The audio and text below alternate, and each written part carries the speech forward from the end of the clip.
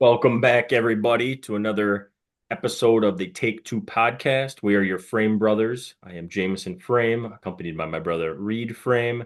We'll be diving in, talking all things NFL as always. We're just going to dive right in. Thing we started talking about at the end of our last episode, for those that listened to that, we were talking about the Jamar Chase contract situation.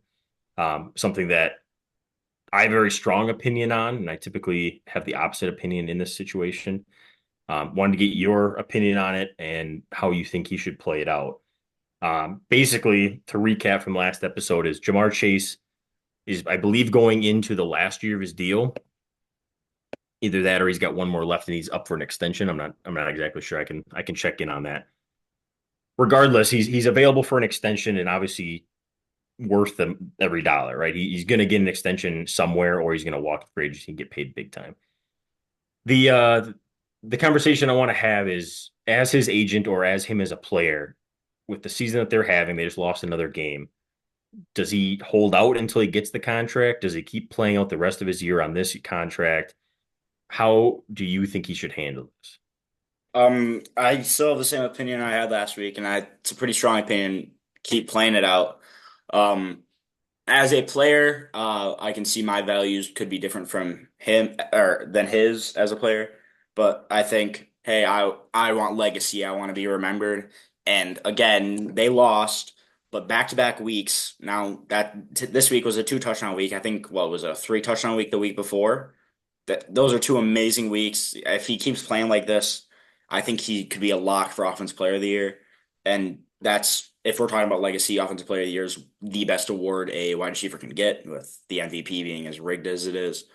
Um, but I think just legacy talking, I think Jamar Chase should keep going. I see where a lot of values have changed in today's game, where it's, hey, I just want my bag. Hey, give me my money and stuff like that.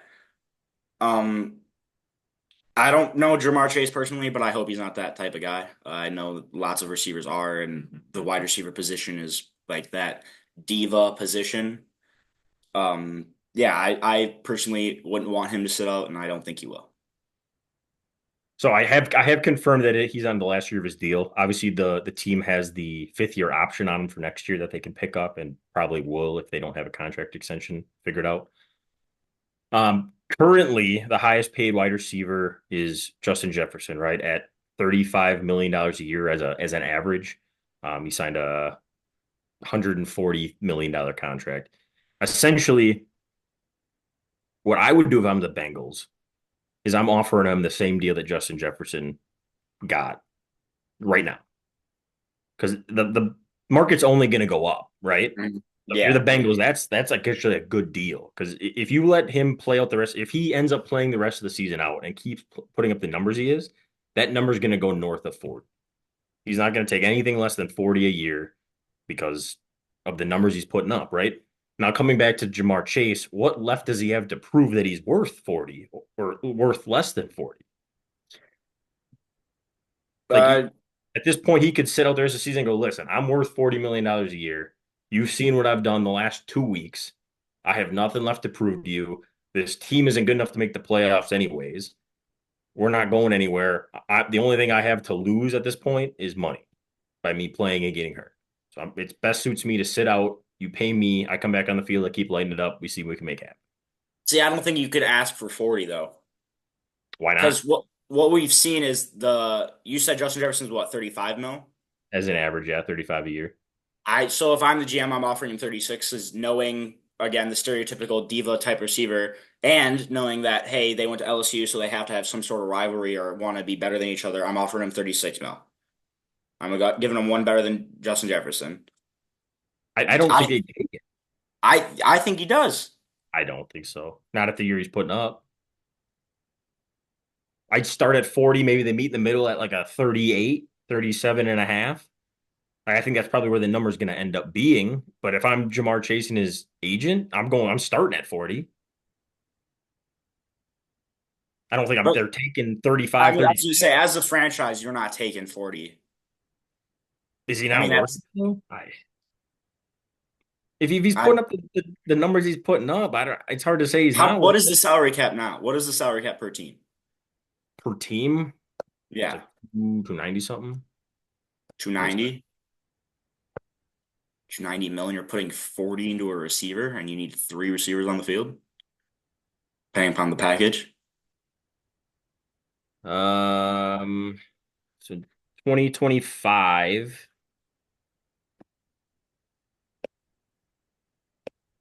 Where is it? Where's the number? This is their available cap space.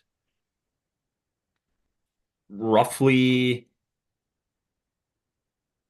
I'm having a really hard time finding this. I don't know why. It's usually around 250, something like that.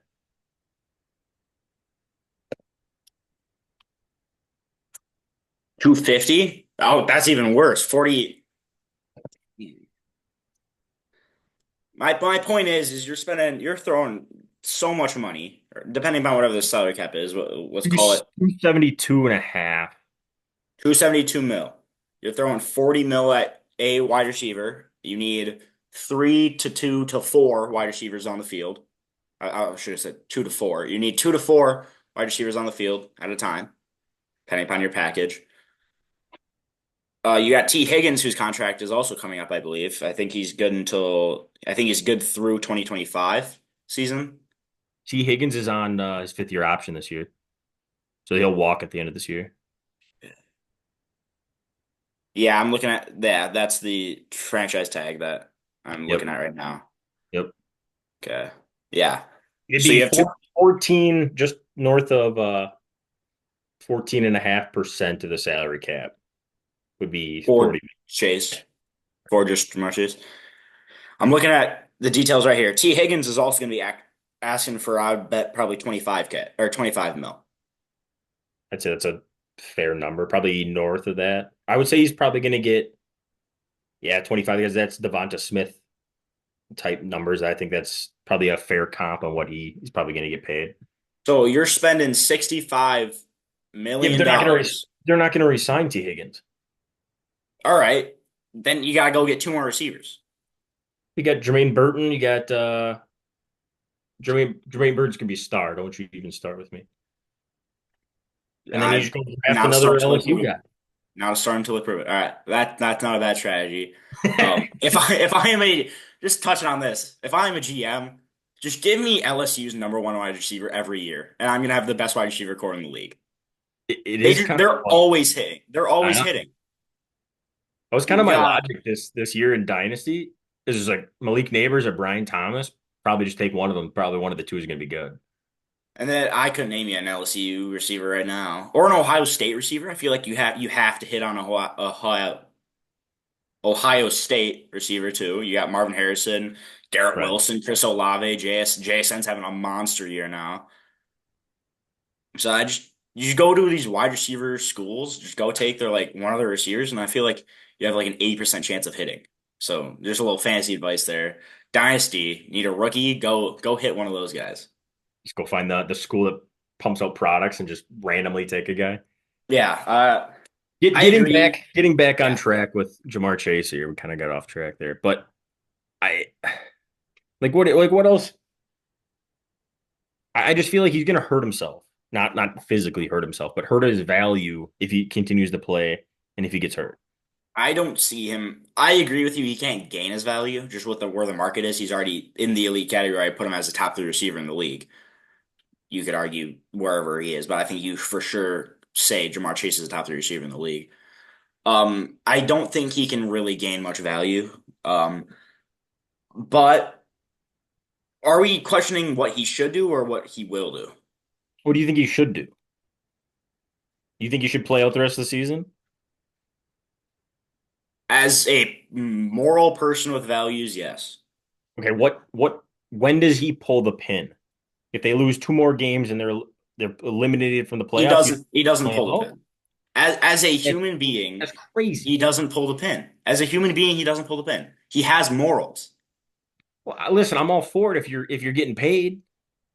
CD He's gonna Lamb get paid no matter what. should not be thrown in the towel. He's getting paid. He's Justin Jefferson shouldn't be thrown in the towel. They're getting paid. Jamar Chase, too much on the line. And I'm typically the opposite with this. I'm not a huge fan of people holding out for contracts and stuff like that. In this situation, though, I think you're crazy not to. It's I mean it's a very everybody has their own opinion on it. There's obviously not a right answer. Depending on his relationship with the organization, they're the right move. There could be internal conversations going on that nobody knows about, saying, "Hey, we're going to do right by you. We're going to get it figured out." Historically, I feel like the Bengals have been a very cheap franchise, though. They don't end up paying people very often. They don't have star talent. Tell me five-star players from the Bengals that were skill positions, because Anthony Munoz does not count. Yeah, I mean, Chad Ochocinco is the first that comes to mind, but I don't know his salary information. I was too young to really get into the business side of the NFL. I just knew he Yeah, was, he was a big name and all that kind of thing. One thing I do know is Carson Palmer. He was probably an above average quarterback, ended up going to the Cardinals after he left the Bengals. Had a decent career with the Cardinals after that. He was no superstar and all yeah. that kind of thing. I, I would I say don't. he's like a Jared Goff type quarterback in throughout his career. I mean, above average, but again, not willing to pay big money for a quarterback. They ended up getting Andy Dalton to replace him, and that didn't work out the best for him. So The one example I have for that is Jesse Bates. When they had you Jesse know, Bates on their team, Jesse Bates has been a really good safety for a very long time. I would argue you'd say he's one of the better, or not one of the, he's one of the best safeties in this league today. Um, Falcons, man, that DB room, Justin Simmons and Jesse Bates, those safeties are that's a dirty DB room. But back onto the Bengals, they let Jesse Bates walk. Another example you could say is AJ Green. I'm kind of in the same boat with you where you shat Ochocinco. I wasn't really old enough to pay attention to the sure, economic. yeah, I didn't do any of that. I was too young. But AJ Green was a bigger name, and I don't really know what happened to him. Again, kind of young for that one. But you could argue, yeah, they're a cheap organization, but you could also argue they don't really have the star talent to spend, right? but now they This do. is, yeah, now they do. This is the best Bengals team we've seen in, I want to say, decades.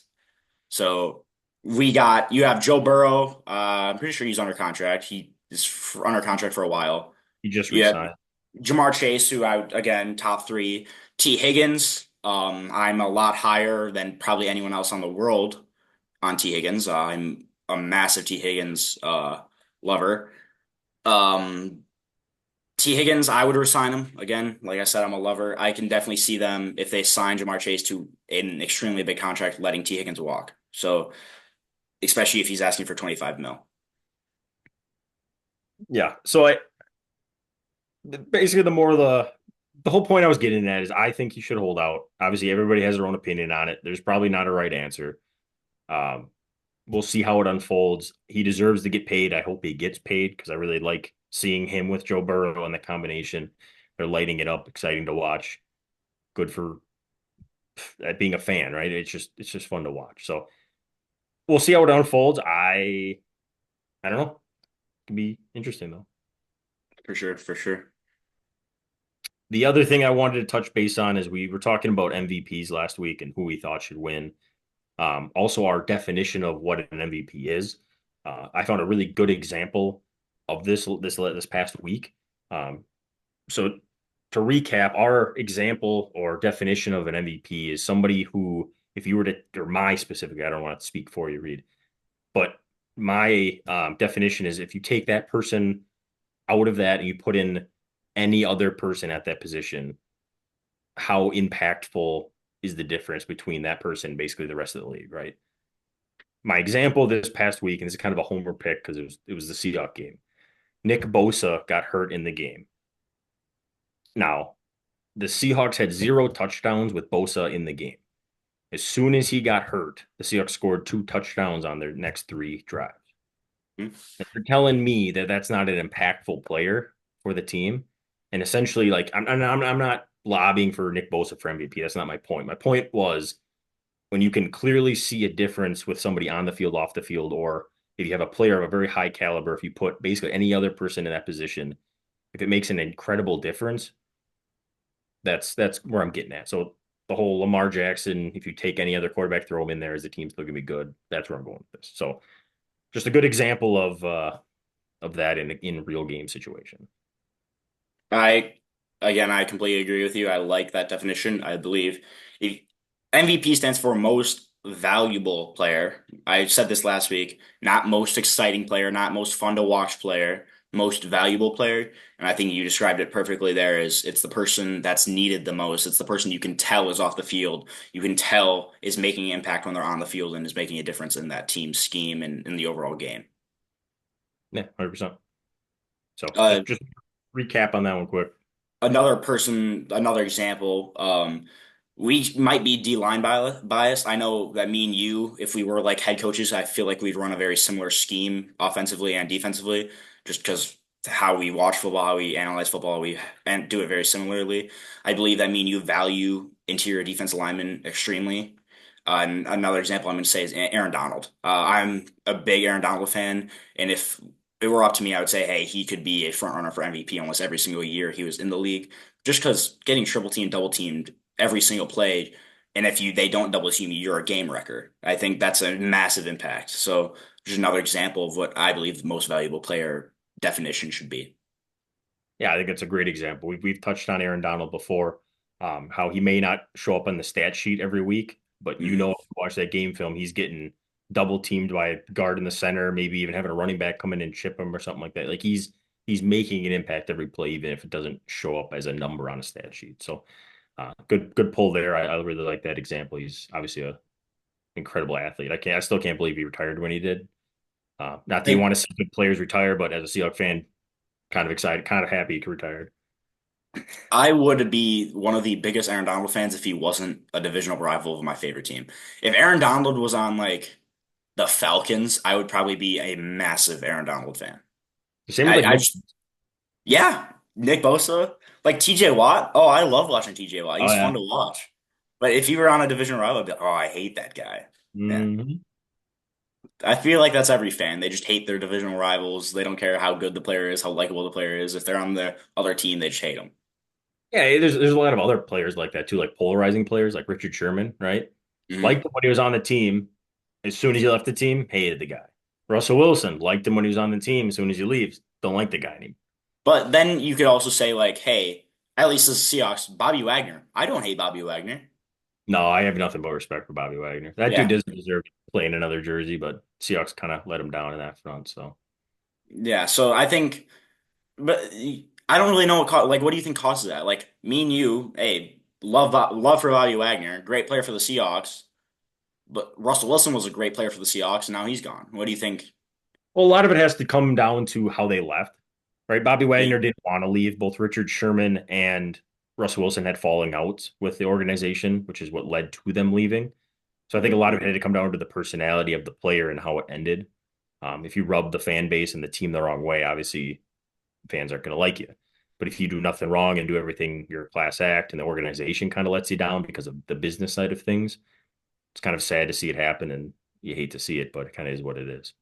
I making a little bold prediction here. I can see that happening with Tyler Lockett. And we're kind of getting a little biased here with our favorite teams, but Tyler Lockett, I could see that happening too. I think Tyler Lockett and Bobby Wagner are very similar character-wise and value-wise. And Tyler Lockett, he's definitely taken a step back in that offense. I don't know whether that's the offensive coordinator or if that's just him getting old. I do believe Tyler Lockett's longevity is extremely, like he can go for a lot longer just because he doesn't take hits. If you watch Tyler Lockett, his rack is probably the worst in the league, if Talking we're about being somebody's honest. rack, is that what you just said? Run after catch. Oh, I get it now. Yes, Tyler Lockett's run after catch is probably the There you go. worst in the league because he falls down after every single catch. As a wide receiver with how small he is, I love that about him. But again, I just think he's taking a step back, and I could see him not being a Seahawk after this year. Yeah, I don't know if I am on record of saying it. I know we've had conversations internally as a family and whatnot, but I think this is Tyler Lockett's last year. I thought that at the start of the season, they restructured his contract to kind of open up some cap room before the season started. And I kind of saw that as a, hey, this is kind of the last run. The other options, they could probably ask him to take a pay cut at the end of the year to stay with the team. Like, hey, we're going to cut you, or if you take a massive pay cut, we'll let you stay with the team. Regardless, I don't know if he's taking as much of a step back as Jackson Smith Najigba is taking a step up. You know what I mean? He's taken I like a think, I stud. think Jackson is taking a lot of those, slot targets and just volume targets away from Tyler Lockett. So it's a good thing, but it's also a bad thing. Tyler Lockett's one of the biggest receiver. Yeah, we got to get off the Seahawks, man. We're going down a rabbit hole. This is Um, what happens. This is what happens. yeah, we could talk. We could do a whole podcast every week, all season long about the Seahawks. We The could. finish about Lockett, he's one of the all time great Seahawks. You hate to see him go, class act, but yeah, I do think he's coming to an end, and go Jackson Smith and Jigba. So touching, I'm a touching I'm a base. big GSN fan. Yeah. Yeah, I think we all are. I think bright future ahead for Seahawks fans. Go Hawks. Big news around the league today. Joe Douglas, the Jets general manager, got canned. Not exactly surprised. And Got we're kicked using to the new curb, lingo in here. canned, kicked to the curb, fired, relieved of duty, however you want to phrase it. Terminated. Terminate. There you go. Now I saw his statistics from being a GM. Hmm. He had a 30-64 record as a general manager in 6 years. They didn't have a single winning season in any of the 6 years, and they never even sniffed the playoffs once. Like I did sneakily, I didn't even realize that the Jets had been this bad for the last 6 years. Yeah, I completely agree. Um, like I always looked at the Jets as, hey, they're not the best in the league, but they're not the worst. And with that record, I'm like, hey, maybe they were the worst. They're bad. The other thing that I find is really ironic and funny is Aaron Rodgers has a good relationship with Joe Douglas, right? And Joe Douglas brought Aaron Rodgers in to kind of save his career in a sense, right? He was supposed to be the savior of this franchise. So he was supposed to come in because the Jets were a quarterback away, right? Last year he got hurt, and everybody knows what happened. Now he comes back this year, and it's just he's not playing good. And they've kind of just went all in, throwing all the chips around Aaron Rodgers. They trade for his buddies. They get the offensive coordinator that he wants. They get him this, they get him that. They're giving him so much power in the organization, and it's ironic that they did this thinking it was going to help them and save their jobs, but it actually got Robert Saleh and Joe Douglas fired for it. And now the Jets are even worse off for it. Yep. It's brutal. It's Something I just want to note real quick is the quarterbacks the GM he had in those 6 years. So if you count back 6 years, it means he started in 2018. it, His first ever draft pick under the Jets was guess who?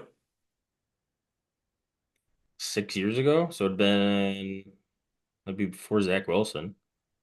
Yeah, it's your guy, Sam Darnold. Sam Darnold. Things are coming full circle here. Should have You saw that got one coming. Sam Darnold is his first quarterback, and we all know what happened with Sam Darnold. And then he goes out and he tries to find the next quarterback in Zach Wilson. And we all know how that turned out for him. So I would say this guy's just had a quarterback disaster. This guy just couldn't find his quarterback. And that's really what brought the downfall of his team. He finally went and got a Hall of Fame quarterback in Aaron Rodgers, and then Aaron Rodgers not only was the quarterback, but the head coach and the GM of that team. Yeah, it's kind of it kind of envisions or not envision embodies what the life of a GM is, right? If you don't have a good quarterback, you're probably not making it. I would be interested to find the statistics of GMs that have lasted a long period of time without like a decent quarterback. You know what I mean? If they keep bouncing back and forth. The one example I can think of is probably the Giants GM. I don't know what his name is, but I feel like I think I know he's been there a long time. I could be wrong on that. Could be thinking of somebody else. Regardless, since Eli Manning, the Giants really haven't had a good quarterback starting for him. I know Danny Dimes has kind of been that quarterback for the majority of the time. We all know he's not the guy. GMs, coaches, and quarterbacks, I feel like are all just kind of tied together. I don't think that's any breaking news to anybody, right? Yeah. You're gonna win and lose together. Uh, but it's just I don't know. How do you swing and you miss on two quarterbacks and you go and find a veteran Hall of Fame quarterback to try and save your career and you botch it? Botch three quarterbacks? Like that's Here's the thing, though. As again, me and you are no NFL GM. I wouldn't say we're very close. Could be. Could be. For sure could be. Get me in there. Hang on, let me do some research here on what pick Sam Darnold was. First overall. Was he? Yep. I'm pretty I'm sure 9% sure Sam Darnold was the first overall pick. not. It was Baker, dude. Fine, was he second overall? He was third. That's what I said. Okay. That was the 1%. That's why I said 99%. So I just want to throw out there that Josh Allen was available. Ouch. You can Yeah, you can play that game with every draft though. you're right. I 100% agree with that. Like hindsight's always 2020. But like even not even quarterbacks. Like there was a bunch of good guys. Again, you probably needed a quarterback. Ryan Fitzpatrick, who was the starting quarterback the year before, he was probably like 40 at that point, if we're being honest. That guy's old as dirt. He's What on you mean like it's mad? he's on like Sunday Night Football right now, isn't he? I think Monday night? he's one of the primetime Who knows? commentators. I know he does it with Richard Sherman. Thursday night. It's not Um, Thursday. it's not. I think it's Sunday night. It's Anyway, Sunday. It's Sunday night. But Sam Darnold, third overall pick, and then Zach Wilson, I believe, was like a fifth overall. So these are top picks, and they just didn't work out for him. Do you think that's his fault, or do you like who's the blame on here? well, it comes down partial. Well, it's his fault because he's the general manager and he's the one that decides who to pick, right? Yeah, Regardless of if he's getting bad information or if somebody, even if the owner stepped in and said, "Hey, this is the guy I want us to take." At the end of the day, it's kind of his head on the line for player personnel because that's his decision, right? Now, I don't know what their scouting department looks like, and if he's getting bad information or his guys that are trying to find good quarterbacks just can't do it, don't know what they're doing. You would think they would solve that problem by now before moving off of their GM first. Regardless, um, somebody in that position, I think you should be able to find talent, right? I mean, not we say that like it's the easiest thing in the world, right? You could go through every GM's resume and history of draft picks, and you could go pick by pick to decide, busts and good players and excuse me, average players. And the hit rate is so low, right? Like we always speak on like, oh, you could have drafted this person in the first round. Like it's so easy to decide between Josh Allen and Josh Rosen, right? You know what I mean? Like, pretty damn easy. Yeah, yeah, it's so easy. Like I don't know. It's kind of a bias as fans that we always look at the we think product. we can do it. We think we can do everything as fans. I say that I could do it, but obviously, realistically, I would have no idea what I'm doing. But One thing I do want to note is this is kind of I'm giving him the benefit. I'm giving him a little excuse here. Is 2021 draft class is when he took Zach Wilson. Zach Wilson, if you look at it hindsight, was probably the best quarterback on the board at that time. when he drafted, He was drafted at two. Trevor Lawrence was one, and that is probably the best quarterback in that draft class. You got Zach Wilson, Trey Lance. That didn't work out. Yeah, Justin Fields, who I would argue is probably the second best, but as I said, I wouldn't want to take an OSU quarterback. Don't like Ohio State quarterbacks. And then the next one's Mac Jones. So I watched really, oh, Mac Jones was in there. Mac Jones. So really, there wasn't very many good quarterbacks for him to take. And I don't think if he would have taken a different quarterback in this position, it would have worked any different for him. So he was kind of in the 2021 draft, he was in a no-win scenario, in my opinion. I mean, he Yeah, could have not taken a quarterback, but then the fans are coming for your head for not taking a quarterback with the second pick. yeah, wrong place at the wrong time kind of Yeah. situation. I think a lot of that has to do with it. I mean, the thing is though, you had other options this season. Yeah, I agree. This was one of the best. I love this year's draft class. This was a really good draft class, not just for quarterback. It was stacked for quarterbacks, but this was a really good draft class, and he went with Aaron Rodgers. Again, I thought it was gonna work, but he made the choice to go on Aaron Rodgers, and it didn't work for him. So Yeah, I mean they wouldn't have been able to get a quarterback where they were at in the draft. I mean they got Olu Fashanu. I think that's who they got to I can tackle. look. Sounds I can right. look. But I believe It's updated. they drafted for sure after the top four quarterbacks went off the board. I don't know if Bo Nix was still on the board or not when they were drafting. I believe he might have been. Oh, Nix was on the board. Bo Nix was on the board. I don't see the Jets making Bo Nix work. I don't the type of player that is. Honestly, I don't know if anybody but Sean Payton is making Bo Nix work. I bet you give Andy Reid Bo Nix, I bet he could make it work. I bet if you give Sean McVay Bo Nix, he can make it work. Fine. Except for your couple elite offensive minded Yeah. head coaches. Fine. I'll give you that. But the Jets aren't that, and they would have No, no, been they're. I do tanking. not see Bo Nix excelling at New York. Either team. So did they really have another option? I mean, they could have signed Sam Darnold in free agency. Good one. Good one. Try You and know what trade. their real option should be?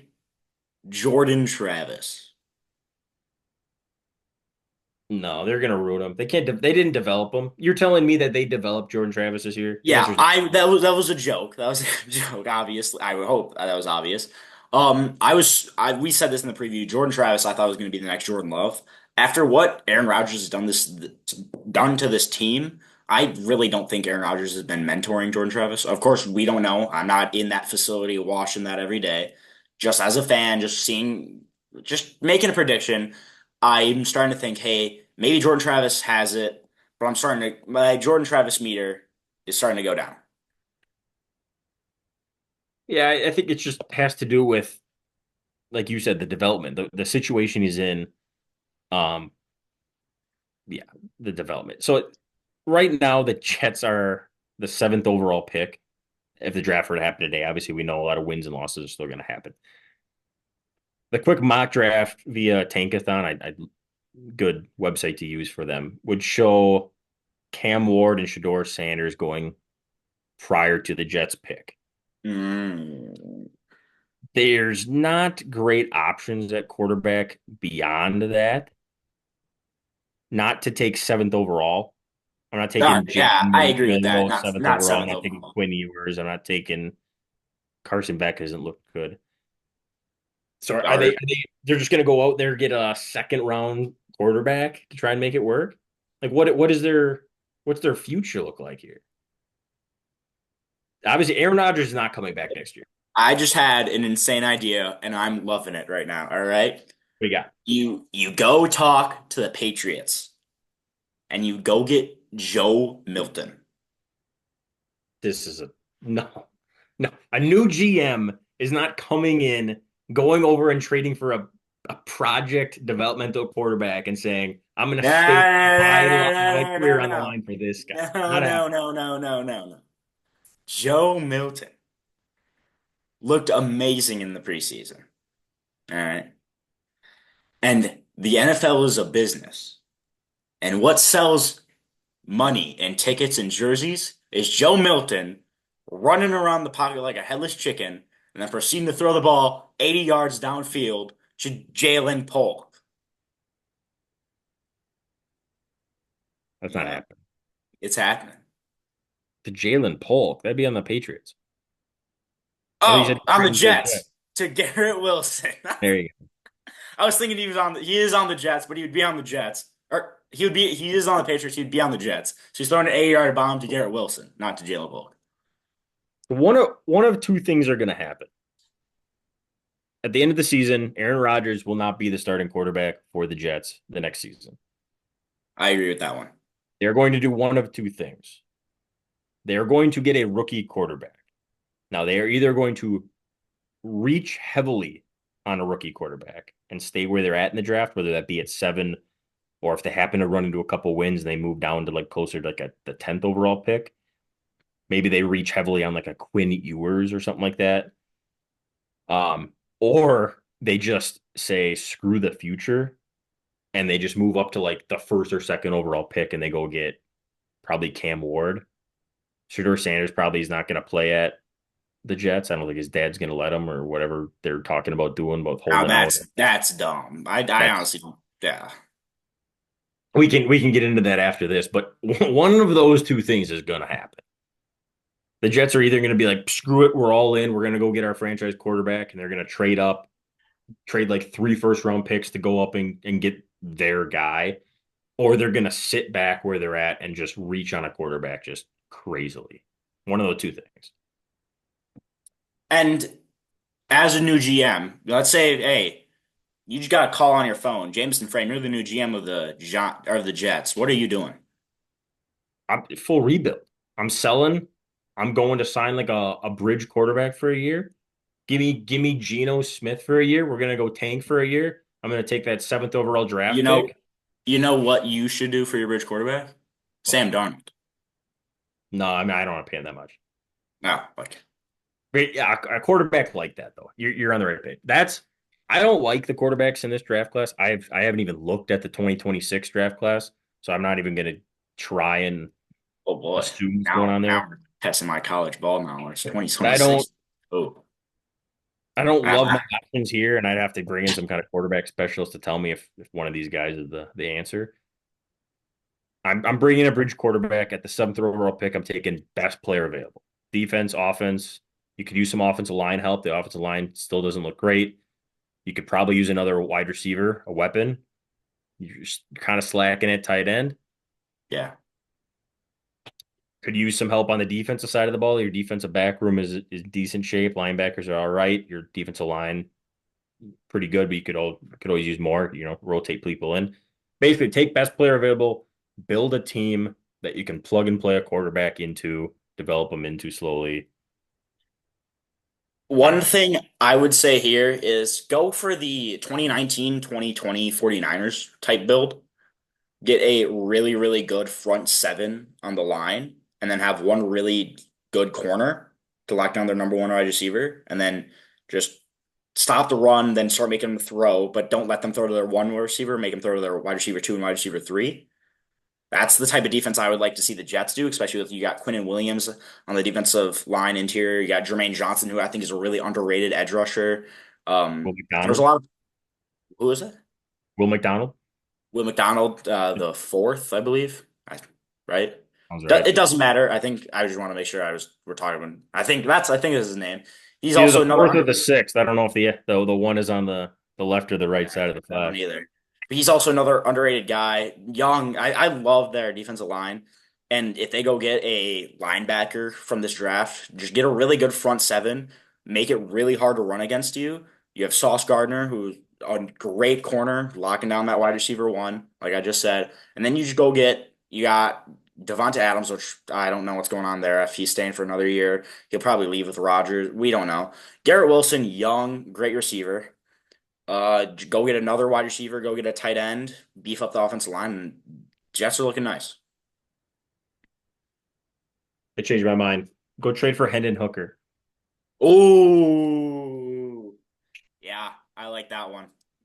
Kick the tires on Hendon Hooker. If it doesn't work out, he's a bridge quarterback for a year or two. He's still on a relatively cheap deal because I think he was like a third round draft pick. Not for sure on that. Um, Build around him. That's what I would do as the Jets. Because if he does I, turn out to be something, he's still relatively young. Got 2 years left on him. I mean, he's like what, 26? I said relatively young. yeah. You could do something like that. You got options. There's like you could go get like another bridge guy, like you got Jacoby Brissett, who I feel like is the definition of a bridge quarterback.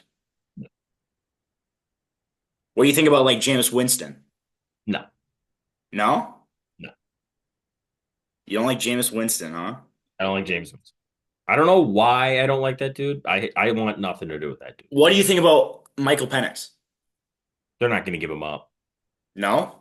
They just used the ninth overall draft pick on him. They're not going to give up on him after 1 year. They're waiting the full 3 years. They're going to see what he's got in the tank, and then you think you could maybe trade for Kirk Cousins. They may let Kirk Cousins walk out the door. I would like. I mean, Kirk isn't a bad. I like Kirk. I think he's a The, good. the Jets I, aren't going to get in bed with another 30-something-year-old quarterback, though. After that's fair. that, After the Aaron bad taste Rodgers, that Aaron Rodgers left in their mouth, that's a good point. That's a they're good not point. about to rinse and repeat that cycle. I like the Hendon Hooker take. I was a big fan of Hendon Hooker. I thought he was a great quarterback in college. The only knock I had on his overall draft grade was just that he was an old head coming out of college. He was like 26 coming out of college. Um, but what I think he's 27 now, about to be 28. You go sign him. I think it's, I don't want to say like a Geno Smith story, but like kind of reminds me of Geno Smith. I also think Hendon Hooker's play style is kind of like Geno Smith. So Yeah, I don't hate it. You can kick the tires on it. Like I said, you're out what 2 years and a relatively cheap contract if it doesn't work out. and maybe your job. A 2 year Hendon Hooker. That's your life as a GM is live and die If by Hendon. you're if you're the if you're in the Jets situation where you haven't made the playoffs in how many years was it? You got to. I want to see change now. I want to see at least something. I want to see this the thing stock market where the thing's crashing. I want to see it start going up. I want improvement. I think it's going to get worse before it gets better. I think it's going to get worse this next season. That's why you give them 2 years. That's what I'm saying. They're probably going to ship out. They're going to make a lot of trades this offseason, I guess. I would hope. Trades are just cutting people or signing people. It's going to be revamping the whole team. Do you think Aaron Rodgers retires this offseason, or do you think he just goes to a different team? Oh, I think he's going to do this long, drawn out. I don't know if I really want to play. Like, I want to play for the Jets, but the Jets don't want me back. Poor me. I think it's going to be that whole long, strung out situation. I think the Jets are going to end up basically saying, like, well, we're moving on. Like, we'll trade you. We'll see if we can get for you. Otherwise, we're just going to outright cut you. Otherwise, you can retire. I think that's probably what's going to happen. And then out of spite, I think he's going to make him cut him. And then he's just going to sit out there and nobody's going to sign him. And then he's That going is to be forced to retire. that is how I see that unfolding. This whole situation almost reminds me of the Antonio Brown situation. I know, like it's a little different. I get that, but like he just wants to be in the media, and then his career ends because of himself. His career doesn't end because he can't play anymore. Like I would say, argue Antonio Brown was almost at the top of his game. I wouldn't say Aaron Rodgers is at the top of his game, but Aaron Rodgers is definitely not the worst quarterback in the league, and he's taking himself out of the league. It's not that his body can't keep up. It's not that his the way he plays is taking him out of the league. It's just his attitude and personality as a person. I think it's a little bit of both. I I am not a fan of the way Aaron Rodgers is playing. He looks just immobile. Anytime he Yeah. gets out of the pocket, he is fighting for his life just to get up to 3 miles an hour. Like it is not a good look for him out there, man. And he's just not on the same page with his wide receivers. He's like trying to do all this like pre-motion or pre-snap changes and like making these hand signs to the wide receivers, and then all of a sudden he throws like a slant and they're running like a fade. Like I don't know what is going on over there, but they are just out of sorts. They are not good. It looks bad. I don't know, man. Either Aaron Rodgers is It's doing too much, he just doesn't care, or he's just not good. I maybe it's all three. I don't know. yeah. Either way, the Jets look bad, and I believe it's Aaron Rodgers' fault. And I think he's turning this team into what was a dumpster fire into a dumpster lava pit. If that, I don't, I just, I was trying something there. It kind of worked. It's kind of a little dramatic, but all right, I'll give it to you. Thanks, thanks. Next, I think next week we'll dive into the Shadur Sanders, Deion Sanders. A little college look. Well, just specifically because I'm assuming you've heard Deion Sanders. Oh Oh, yeah. we're going to make sure that Travis Hunter and Shador go to places that are good organizations and are good fit for them. So a little teaser for next week. We'll dive into that. We'll give our opinions, kind of discuss what that means, what teams he's talking about potentially, um, how we see it unfolding. I mean, could There's get pretty another bad. thing, and there's another thing you said earlier in this episode is you said Cam Ward might go 1 or 2 overall. Yeah, or you said Cam Ward and Shadir Sanders are going 1 and 2 overall. I think I might have my little disagreement there. We'll save that for next week. Not not necessarily overall, just quarterbacks wise. Those would be Oh, okay, okay. quarterback. Maybe there isn't a disagreement there, but No, yeah, we can we can dive into that a little bit. I'm not, as I've stated in the past, I'm not totally up to snuff with the college players in the whole first round. Um, obviously people have yet to declare to the drafts and stuff like that. So Yeah, still a little lot to learn about the college football. But I know the people that are in the media, obviously Shedeur Sanders and Deion Sanders, they're big names, so they get a lot of attention with the media. And Travis Hunter is in the front running for the Heisman watch. So stuff like that, I'm a little more in the know about. for sure. Yeah. With that, and gave a little teaser for our next week Come on episode. back. Come on back. You'll get some college ball talk, which isn't much what we talk about, but definitely a little change in gears, but good. If you like college ball, definitely come listen to that. If you like NFL, come listen to that too, because it has something to do with the NFL. But thank you guys for watching. Hope you, if you disagreed, agreed, leave it down in the comments. Let us know. Give us your opinions. I hope you enjoyed, and we'll see you guys next week. Peace out, everybody.